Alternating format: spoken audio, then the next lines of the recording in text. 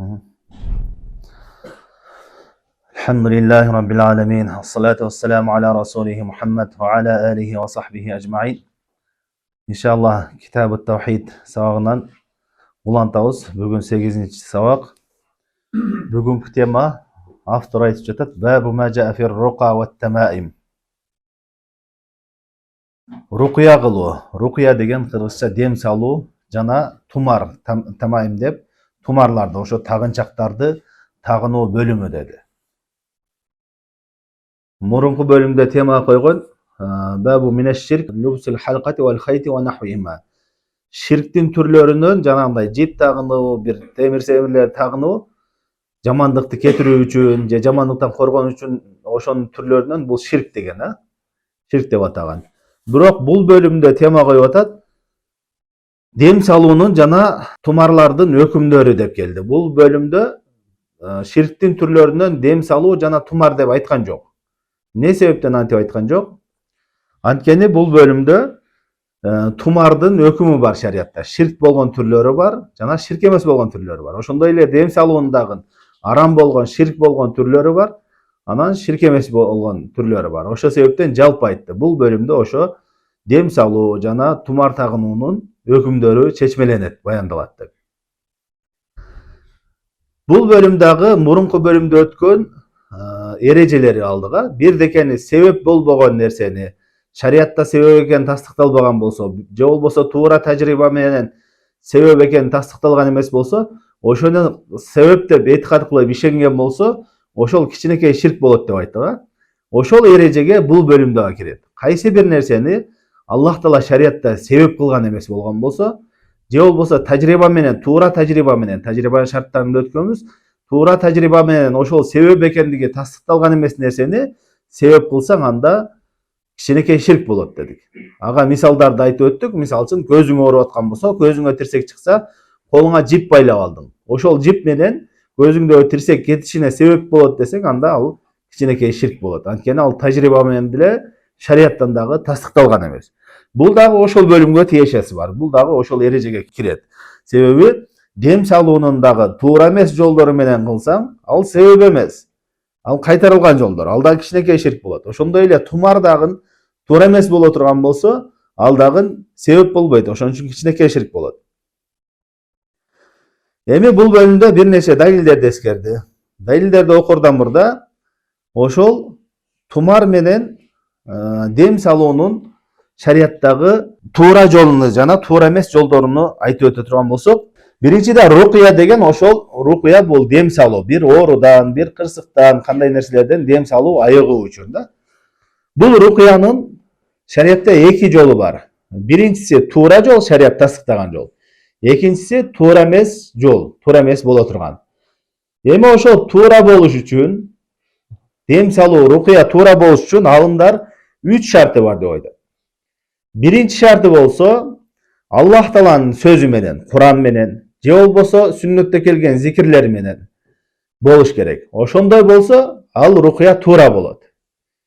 Экинчиси болсо, Куран сүннөттөн эмес, жөн эле башка сөздөр менен, арабча сөздөр менен, же болбосо кыргызча болсо деле, араб тилинен башка сөз менен болсо да рукия кыла турган болсо, бирок шарты эмне?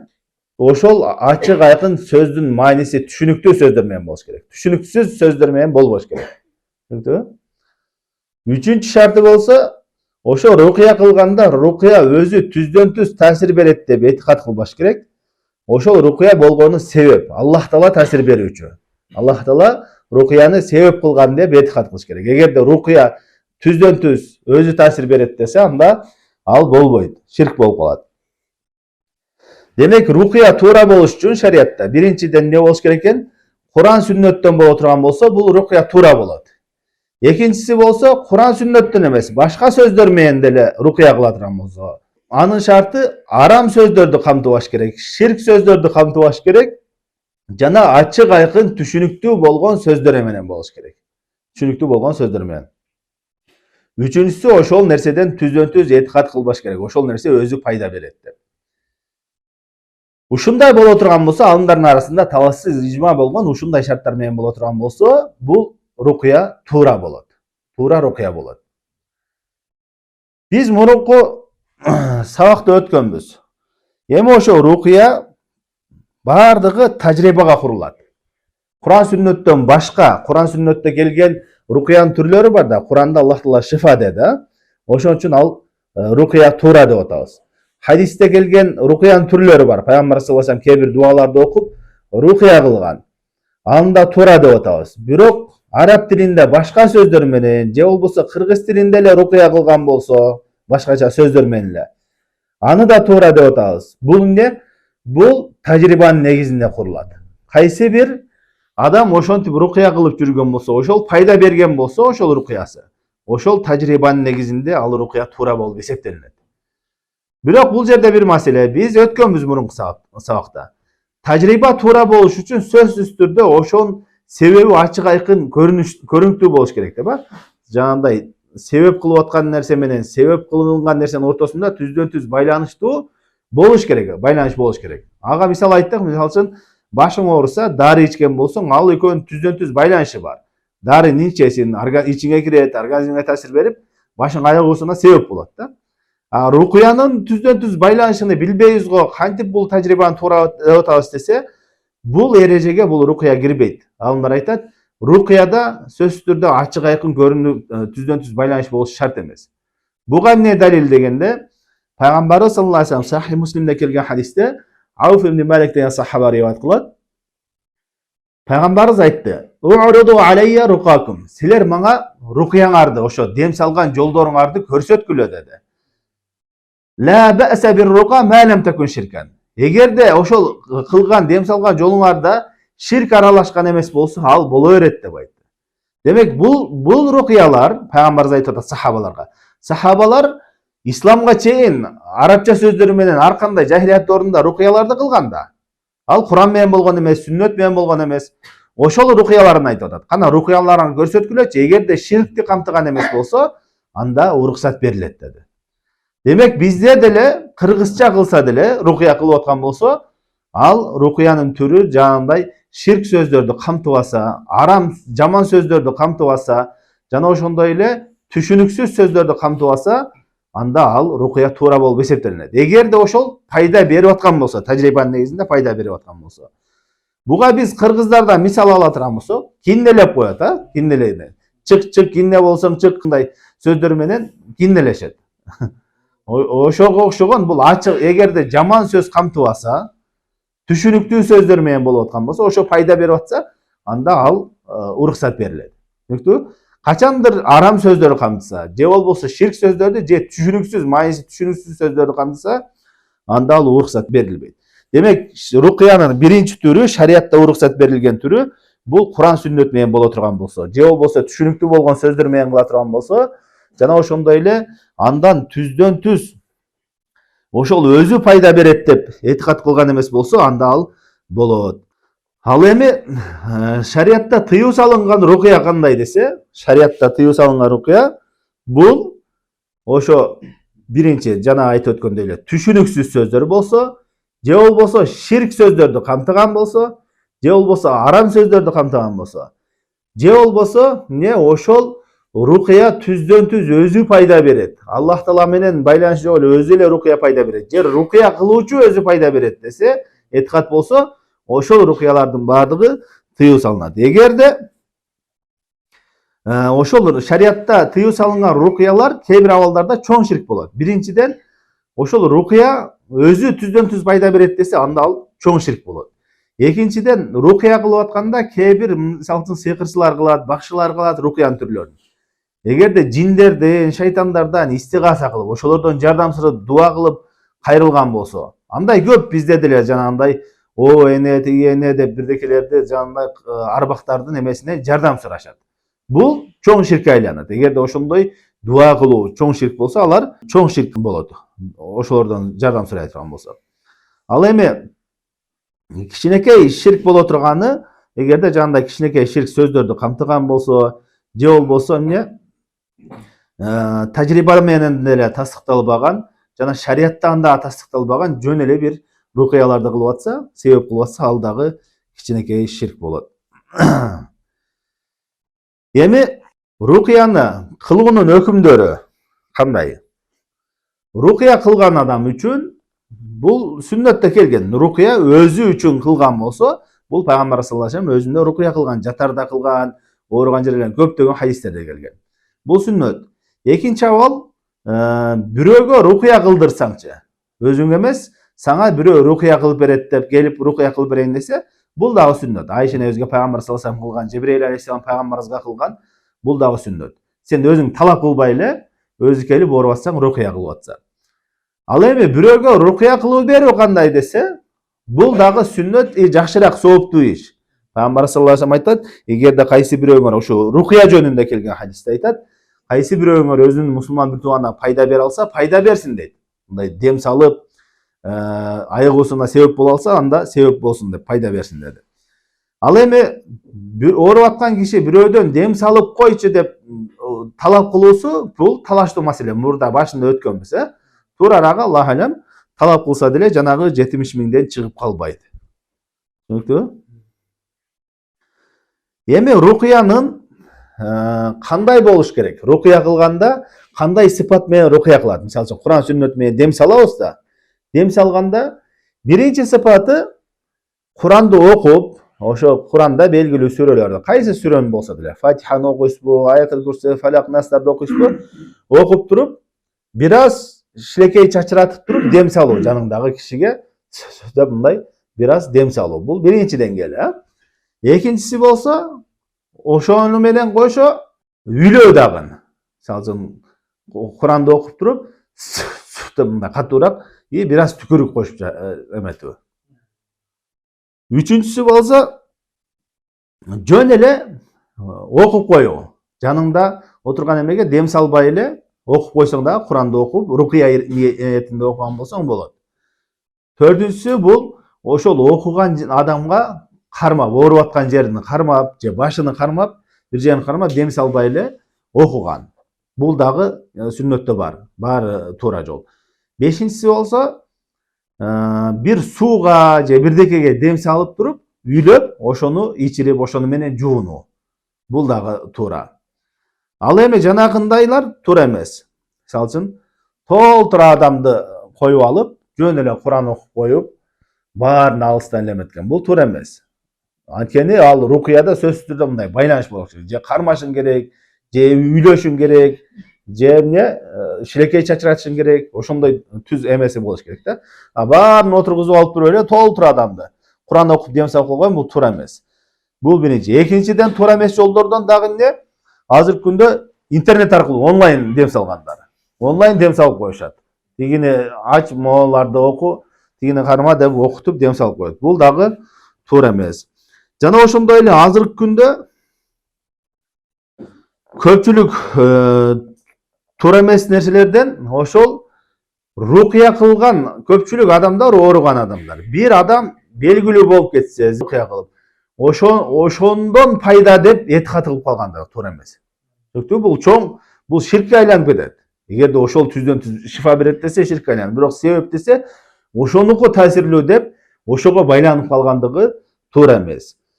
Алымдар айтышат, эми рукия качан пайдалуу болот, качан таасирлүү болот дегенде, 3 нерсе менен рукия таасирлүү болот. Биринчиси, рукия кылып аткан адамдын чынчыл болуусу. Ушулга Аллах Таала шифа берсин, ушуга себеп болоюн. Аллах Тааладан шифа үмүт кылып, Аллах Таалага жалбарган абалда рукия кылуусу. Мындайча айтканда, ыхластуулук менен берилип рукия кылуусу.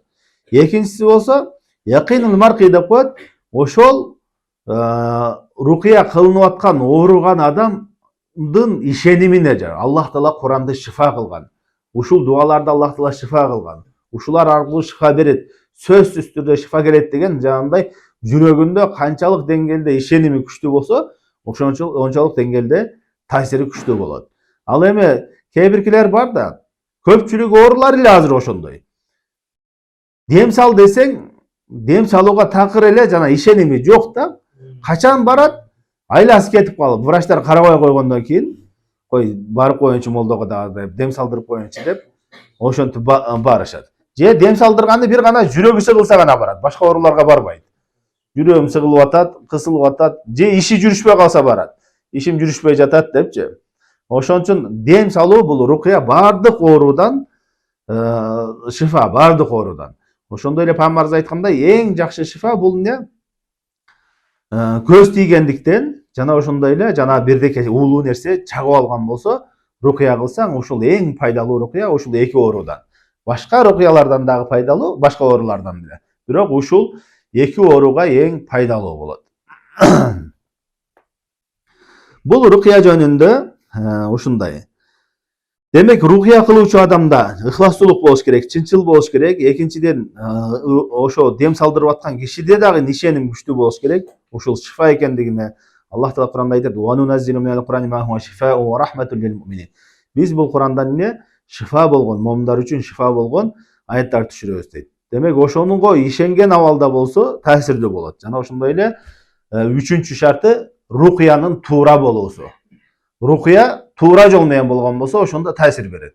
Жөн эле жанагындай ширк, арам нерселерди кошпостон, ошо сүннөттө келген туура жол менен рукуя кыла турган болсо, таасир берет. Демек, рукуя бул тажрыйбанын негизинде да болот деп айттык. Ушул жерде алымдарда эки ой бар. Рукуя ибадат бөлүмүнө киреби же рукуя медицина бөлүмүнө киреби дегенчи. Шейх Ислам ибн Теймия, Ибн Кайым рахмауллахлар, Аллах алем, бул рукуя медицина бөлүмүнөн деп айтат. Ибадат эмес дейт. Түшүндүңбү? Мындайча айтканда, ибадат махид, толук кандуу бул ибадат эмес, сыйынуу эмес дейт да, бул ушу дарылануу жолуна кирет дейт. Түшүндүңбү? Дарылануунун түрлөрүнөн. Ошол себептен эмне? Буга мындай чектерди кое албайсыз да. Сөзсүз түрдө Пайгамбарыбыз кылган гана рукуяларды кылышың керек деп чек кое албайсың. Ошон үчүн эле Курандын кайсы аятын окусаң дагы, кайсы дуаны окусаң дагы рукуя кылсаң боло берет. А башка эгерде ибадат дей турган болсоң муну, анда чектешиң керек. Кандай сыпатта сахабалардан, Пайгамбарыбыздан Куран хадисте келсе, ошону менен гана чектелишиң керек болот. Түшүндүңбү? Анан сахабалар бул нерсеге акча дагы алган, рукуя кылгангачы. Хадисте келет билесиздер, сахабалар бир коомго келгенде, ал жердин башчысыны ошо бирдеке чагып алат. Анан алар ошо жерде биринчи келишип, конок кылууну суранганда баш тартышат. Кийин ошолорду башчысыны бирдеке чагып алганда сахабаларга келет. Силердин ичиңерде ушу рукуя кыла тургандар барбы, дем сала тургандар деп. Анан алар айтат: "О, бар" дейт. Бирок эмне? Бизге акыбызды бермейинче салбайбыз дейт. Бизге ушунча кой бересиңер, дем салабыз дейт. Анан дем салгандан кийин ал айыгып кетет, жана чаккан эме.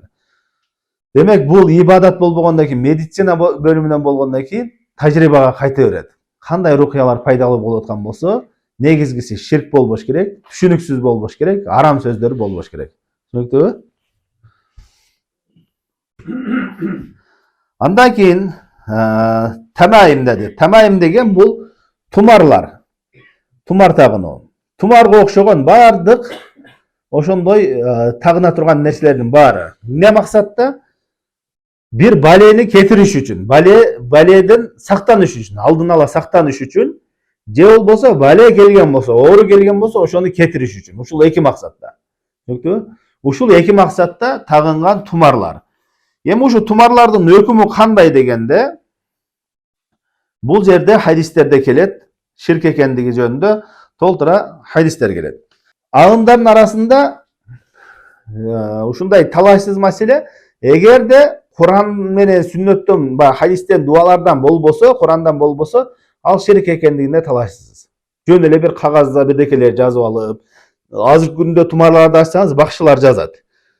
Ар кандай нерселер чийип, бирдекелер чийип, цифраларды жазып, булар ширк. Булардын баардыгы ширк. Анткени эмне? Ал себеп болбогон нерсени себеп кылып атасың. Ал жөнөкөй нерсе, пайда зыян бере албайт. Ушуга окшогон нерселердин баардыгы ширк. Бул жөнүндө ушул хадистер. Алымдар түшүнгөндө хадистерде. Аттивалату ширк, тумар бул, аттамаим ширк, тумарлар бул ширк дегенде ошол Курандан болбогон башка тумарларды айтышкан. Курандан болбогон тумарларды. Ал эми тумар Курандан болсочу кандай дегенде, тумар Курандан болсо кандай дегенде, алымдардын арасында талаштуу маселе, салафтардын арасында. Бирок бир нерсени билип коюшубуз керек. Курандан болгон тумарды эч ким ширк деп айтпайт. Түшүнүктүбү? Курандан болгон тумарды ширк деп айткан болбойт. Жана ошондой эле арам деп дагы кескин түрдө айтпаш керек. Шейх Ибн Усеймин ошо китаптагы шархында айтат: Мен бул маселеде арам деп айта албайм ачык депчи. Селеф салихиндерде алымдар айтат 3 ой бар дейт. Биринчиси Курандан болгон болсо болот деп уруксат беришет. Бул Абдуллах ибн Амр ибн Ас деген сахабадан ушундай риваят келген деп айтышат. Экинчи ой болсо Айша энебиздин ою Курандан болгон тумарды баледен сактаныш үчүн эмес, оору келгенден кийин тагынса болот деп айтат. Оору келгенге чейин эмес, оору келгенден кийин тагынса болот дейт. Оору келгенге чейин тагынса болбойт дейт. Үчүнчү ой болсо Курандан болсо дагы болбойт деп айтышат. Тарафтардан үчүнчү ой Курандан болсо дагы болбойт. Ушул бул алымдардын арасындагы талаштуу маселе. Бул жерде биз бул талашты билгенде не максат? Талашты билгенде кайсы ойду туура десек дагы, не башка ойду туура эмес деп билсең, ошону туура эмес экенин баяндайсың. Бирок бир адам ошол ойду карманып аткан болсо, бир мусулман бүтүп аныбыз Курандан болгон эмен, ага катуу чабыл жасап, ага душмандык кылуу деген нерсе болбош керек. Чүнкү ушундай маселени түшүнүшүбүз керек. Туура бул Куран азыркы учурда, өзгөчө азыркы учурда көпчүлүк тумарлар Курандан эмес, ошо бакчылар, ар кандай нерселер. Ошолорду сак болуп, шариятта садд зария деген далил бар. Ошол арамга түшүп калбаш үчүн ушу Курандан болгонго уруксат берсек, адамдар жеңил карап атып, арамга да түшүп калбаш үчүн муну тоскон, тыйган жакшы да. Бирок бул башка нерсе, тыйган сен болбойт деп айтканың башка нерсе, бирок тиги башка ойду кармангандарга мамилең өзгөчө башкача болуш керек да. Сөзсүз душмандык кылбастан. Эми ушул тумарлар жөнүндө бул бөлүмдө келген далилдерди окуйбуз. Фис сахих, биринчи Бухари Муслимде келген хадисте айтып атат: عن أبي بشير الأنصاري رضي الله عنه أنه كان مع رسول الله صلى الله عليه وسلم في بعض أسفاره فأرسل رسولا. Abi Bashir al-Ansari деген сахаба риваят кылып атат. Ал пайгамбарыбыз саллаллаху алейхи вассалам менен бир сапарлардын биринде болгон дейт. Кайсы сапар экендиги белгисиз, ошо сапарлардын бирөөсүндө болгон дейт. Fa arsala rasulan. Пайгамбарыбыз саллаллаху алейхи вассалам өзүнүн элчисин жиберди дейт. Alla yabqayanna fi raqabati ba'irin qiladatun min watarin aw qiladatun illa quti'at. Барып айткының ошол аскердеги жамаат адамдарга дейт да, бүт айткын, эч бир төөнүн мойнунда кыйлада калбасын дейт. Кыйлада деген бул илгери жанагындай жаанын жиби болот го тарткан. Ошо жаан жибини койдун бирдекени ичээсинен кылышкан да. Ошол нерсени анан түйшүп төөлөрүнүн мойнуна асып коюшкан. Ошол зыянды кетирет, жамандыктан тосот дешип. Ошондой эч бир төөнүн мойнунда ошондой нерсе калбасын, баарын жулуп алып салгыла деди. Бул деген ушу кыйладага тиештүү эмес, ошо ичегиден болгонго тиешелүү эмес. Кандай нерсе болсун, азыркы күндө аттары жакшыраак болсо бирдекелер тагып алат. Анан көпчүлүк күндө азыркы күндө да ошол жерде айтып кетиш керек, азыр ат буруштар көп да, байлар аттары жакшы аттары болсо ошого көз тийбесин деп барып тумар тактырышат. Ошол тумарынын ичинде не бар экенин билбейт. Көпчүлүк касыйдачылар жазышат ошону. Касыйдачылар эмне? Жанагындай ширк болгон, арам болгон, түшүнүксүз бирдекелерди жазышаттан жазып берет. Анан ошо көз тийбесин деп ошондойлор тагып алат. Демек, айванаттарга төө болсун, ат болсун, машина болсун жакшы. Баарына ушундай көз тийбесин, балени сактасын, кырсык болбосун деп. Азыр машинага көпчүлүгү кырсык болбосун дейт. Кырсык бол. Кээ бирлер бирдекеге арнап курбандык кылып, канын шубашат, жаңы машина алсачы. Ушуга окшогон баардык ушундай кылык жолуктардын баардыгы эмне? Ширк болот. Пайгамбар саллаллаху алейхи вассалам эмне кайтарды? Эч бир төөнүн мойнунда ушундай нерсе калбасын, баарын жулуп алып салгыла деди. Андан кийин экинчи хадис. Уали ибн Мас'уд радıyallahu anhu sami'tu Rasulullah sallallahu aleyhi ve sellem yaqul. Abdullah ibn Mas'uд радıyallahu anh риваят кылып атат. Пайгамбарыбыз саллаллаху алейхи ва саллям ушундай деп айтканын уктум дейт. Инна рука ва тамаима ва тивалата ширкун. Чынында рукия дем салуунун түрлөрү жана тумарлар, жана тиваля дейт. Тиваля деген бул азыр бул алым өзү шарттайт. Бул сыйкырдын бир түрлөрүнөн. Булар ширк деди. Бул Имам Ахмад жана Абу Давудда келген риваят. Бул хадистин Абдуллах ибн Мас'удтун айтканынын себеби бар. Абдуллах ибн Мас'уд өзүнүн аялын көрөт. Бир жипти ушундай тагынып байланып алган. Анан сурайт: "Муну эмнеге кылып атасың?" дейт. "Эмнеге тагып алдың?" дегенде, "Мен ооруганым үчүн мага ушуга дем салып беришти, ошончо рукия кылып беришти, ошон үчүн тагып алдым" деди. Анан Абдуллах ибн Мас'уд ачууланат дагы, чынында Абдуллах ибн Масудтун үй бүлөсү ширктен аруу, мындайча айтканда ширкке муктаж эмес деп жулуп алып салат. Анан ушул хадисти пайгамбар саллаллаху алейхи вассалам айтты, рукуянын түрлөрү жана тумарлардын жана тивале булардын баары ширк деди. Булар ширк дегенде кандай? Жанагы айтып өткөндө биз башында чечмелеп өттүк, ширк түрү, рукуянын ширк түрү бар, ошондой эле тумардын дагы ширк түрү бар. Андан кийинки хадис Абдуллах ибн Укайм деген сахаба риваят кылып атат. Мен тааллака шай'ан вукила илейхи. Раваху Ахмад ва Тирмизи. Имам Ахмад жана Тирмизи риваят кылат. Кимде ким кайсы бир нерсеге байланып калган болсо, ошого тапшырылат деди. Бул хадисти кээ бир аалымдар даиф деп айтышат, бирок мааниси туура эле. Кандайча дегенде, адам баласы кайсы бир нерсеге Аллах Тааланы унутуп, жүрөгү менен башка бир нерсеге байланып кала турган болсо, Аллах Таала ошого тапшырып коет. Бул жашоодо практикада бардыгы өзгөрөбүз. Кайсы көпчүлүк адамдарды караңыз, ичине иши, жумушу жакшы болуп баштаганда, мал сабы жакшы болуп баштаганда, же бирдекеден кыйын болуп баштаса, ошол нерседе өзүн кыйын сезип, ошол нерсесине таянып баштайт. Анан Аллах Таала кичинекей эле бир сыноо берип койгон болсо, ушунчалык сынат ал киши.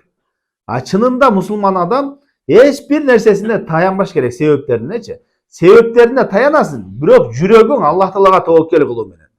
Бардыгы Аллахтын каалоосу менен болот. Аллах Тааланын бергендиги менен болот. Бул жашоодо эч бир кыймылдагы эч бир нерсе өзгөрбөйт. Бир гана Аллах Таала каалаган нерсе гана болот деп, биринчи нерсе Аллах Таалага тобоккел болуш керек. Анан ошол себептериңе, себеп катары гана таяныш керек. Жүрөгүң менен ал нерсеге байланбашың керек. Бул хадисте айтып атат. Кимде ким ошентип жүрөгү менен Аллахтан башкага байланып кала турган болсо, Аллах Таала аны ошол нерсеге таштап коет дейт. Тагыраак айтканда, Аллах Таала бизди карабай таштап коет. Адам баласы ар бир абалында, ар бир кыймылында, ар бир секунд сайын Аллахтын райымына, Аллахтын кароосуна муктаж.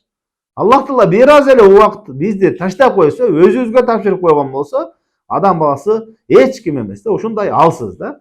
Ал жүдөп калат бат эле. Ошон үчүн биз Аллахтын райымы менен гана, Аллахтын фазилети менен гана жашайбыз. Бул жашоодо ар дайым Аллах Таалага гана таяныш керек, тобоккел кылыш керек.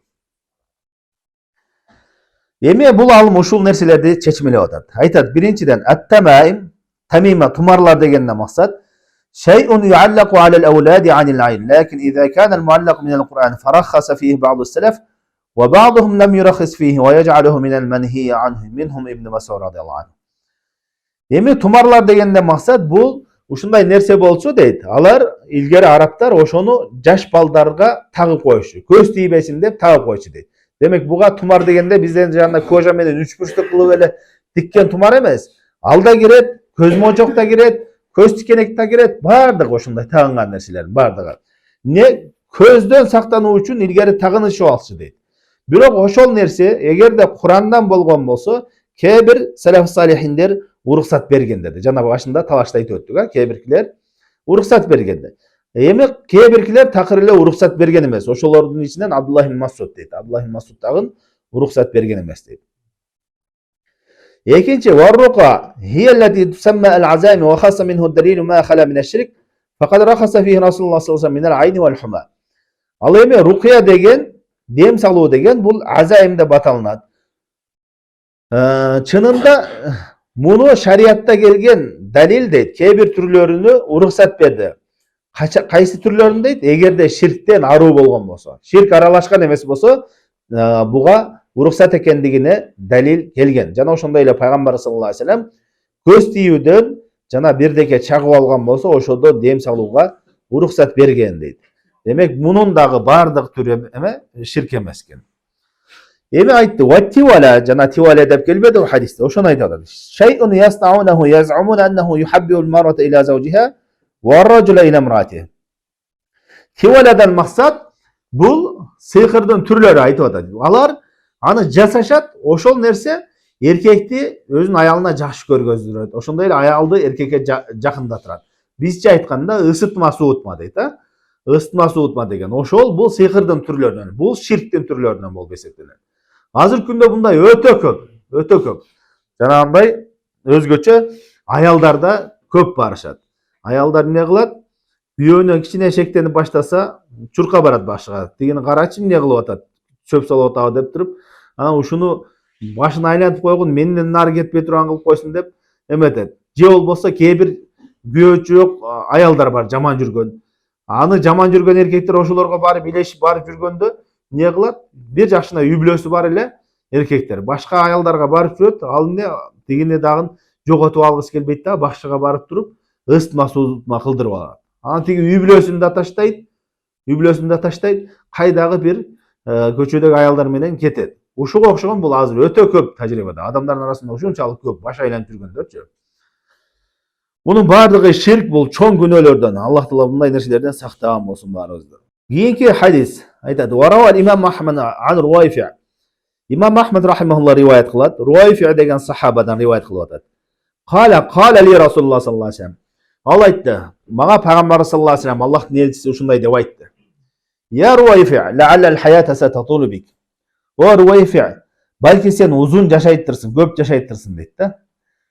Bu Peygamber sallallahu aleyhi ve sellem'din peygamberliğine belgilerinden. Peygamberimiz gelecek yönünde kabar berip atat. Oşo Ruwayfi' degen sahaba ömür uzun bolgon, köp yaşagan. Oşol Peygamberimiz oşol uçurda aytadi, sen köp yaşap kalışın mümkün deydi. فأخبر الناس أن من عقد لحيته أو تقلد وترا أو استنجى برجيع دابة أو عظم فإن محمدا بريء منهم. Eğer de oşunday köp yaşap kalgan bolsoň, aytkının adamlarga oşunday dep kabar bergin deyt. Kimde kim sakalını örüp baylagan bolsa deyt. Je bolboso janagınday tumar takıp takallada vataran degen jana töösüne atına aytpadyk bu, oşonday birdekeleri baylansa, jamandыкты tıyış üçin, kırgızlıktan sak boluş üçin maşinasına kılsın, töösüne kılsın, oşonday kılgan bolsa deyt. Je bolboso jandıktardın, at, uy oşolordun tezegi menen tazalansa, zara kılgandan keyin, çoğun zara kılgandan keyin oşo menen tazalansa, je çöök menen tazalansa, çınında Muhammed Peygamber sallallahu aleyhi ve sellem andan aru, men alardan arumun dep oşonu kabar berip koygun adamlarga dedi. Bul jerde 3 nerseni aytты. Birinci, aqada lihyatahu, sakalını baylagan bolsa, örgön bolsa deydi. Alımlar aytat, sakaldı jön ele baylagan girbeyt bul jerde. Söz türde bir sebep boluş kerek. Antkeni hadistin ayağında Peygamberimiz sallallahu aleyhi ve sellem andan aruu dep atat. Uşunun kılgan işlerinden aruu dep atat da. Bul degen çoğun günөө ekendigine dalil bolot. Demek oşol çoğun günөөdөгү maýnyny түшүnүş kerek. Alımlar aytat, birinciden sakaldı baylaganda, eger de janagında kılıp etikat menen baylagan bolsa, oşo sakalını baylap alışıp jamandыкты ketiret degen oşu siyaktуу şirk işenimleri bolsa, oşonday niyette baylagan bolsa. Ekinci maýysı bolsa, je bolboso ilgeri müşrikler tekebirçilik üçin uşu sakaldарын özgöçe kılıp baylap örüp alışıp al tekebirçilik üçin uçkan. Eger de oşonday kılgan bolsa, je bolboso ilgeri dagы müşrikler de kılgan, özlerinin ayaldarga okşotup, jana hınasa kıztekelerge okşotup sakallarını neme kılışıp çıkan. Oşonday kılgan bolsa, bularının bardygy çoğun günөө dep aytат. Oşonday ele ekincisi jana tumarlardı, maşinasına, atına, töösüne, jipтерди, ар кандай нерселерди зыян келбесин деп, көз тийбесин деп, же кырсык болбосун деп, çalınбасын деп, мүдүрүлбөсүн деп ушундай нерселерди таккан болсо, бул дагы кичинекей ширк, чоң күнөөлөрдөн болот. Жана ошондой эле үчүнчүсү болсо эмне? Сөөк менен же тезек менен тазаланган болсоң, зара кылгандан кийин. Бул дагы чоң күнөө, анткени ал жиндердин тамактары. Andan keyin asar aytты. Wa an Sa'id ibn Jubayr qala man qata tamimatan min insanin kana ka'adli raqabatin rawahu Waki'. Sa'id ibn Jubayr aytат, kimde kim bir adamdan tumardı, haram bolgon tumarlardı julup alып salgan bolso, anın soğuğu emne kul azat kılganday soğup berilет ага дейт. Antkeni anı ne şirkten kutultup atat. Bul asardı sahih emesine daif dep aytышат alımlar. Birok çınında oşondoy ele maynisi tuura ele bol, sahih bolbosa delе. Nege? Antkeni adamdı şirkten kutulup atasın. Şirkten kutulup atasın, anın moyununu oşo şirkten azat kılganday ele çoğun soğukka jetişip atasın. Kimde kim oşondoy tumar takkandарды көргөн болсо, көз мочок takkandарды көргөн болсо, gözüne koluna bir jipтерди байланып алган көргөн болсо, söz türde birinciden suraş gerek. Jana Abdullah ibn Mas'ud'un asarındagıday. Abdullah ibn Mas'ud ayalında görgöndө ne dedi? Nege kıldın bunu dedi. Murunku bölümde dagы ötkönbüz hadiste Peygamber sallallahu aleyhi ve sellem bir kişi temirden tagып algan görgöndө эмне бул деп сурады. Сөзсүз түрдө биринчи сурашыбыз керек. Неге тактың муну? Кандай максатта? Кээ биркилер бар, азыркы күндө жаңа кожа, темир аралаш бирдекелерди таккан балдар көбөйүп кеткен, чынбы? Алар такканда ошондой ширк максатта тагышы мүмкүн, билбеген абалда. Же ушуну мода жанагындай кооздук деп тагышы мүмкүн да. Ошону сурайсың. Бирок кооздук деп такса да эркек балага болбойт ал нерселерчи. Сурашыбыз керек. Эгерде ширк болсо катуураак кайтарасың. Ширк. Неге тактың? Ал эгерде баледен сактайт, же ооруга тагып атам десе, анда айтып түшүндүрүш керек. Бул ширк деп туруп, аны чечип жоготуш керек. Андан кийин Ибрахим Нахайдан келет. Валаху ан Ибрахим кал. Ибрахим айтты: "Кану якрахуна тамаима куллаха минал Кур'ани ва гайрил Кур'ан." Алар дейт, тумарлардын баарыны жаман көрүшөт эле. Курандан болсо дагы, Курандан эмес болсо дагы деди. Бул жерде алар дегенден максат, алымдар айтышат, Абдуллах ибн Масудтун шагирттери. Абдуллах ибн Масуд жана ошонун шагирттери. Анткени Ибрахим Нахай айткан болсо, Ибн Масудтан айтат, Абдуллах ибн Масудтан. Ошол жана анын шагирттери. Биз айтып өттүк, Абдуллах ибн Масудтун эмеси такыр эле болбойт деп кайтарат. Бирок бир маселе жана айтып өткөндөй эле, Куранда болгон тумарды ширк деп аталбайт. Түшүнүктүбү? Аны кайтарсаң кайтара бер, болбойт, жакшы эмес депчи. Бирок ал ширк деген болбойт аны. Аллах Таала баарыбызды ушу ширктин чоңунан да, кичинесинен да сактаган болсун. Аллах Таала баарыбызды тавхидтин үстүндө өлүп, суннан үстүндө тирилүүнү насип кылган болсун. Саллаллаху алейхи ва саллям ала хайр халқи Мухаммад ва ала алихи ва сахбихи ажмаин.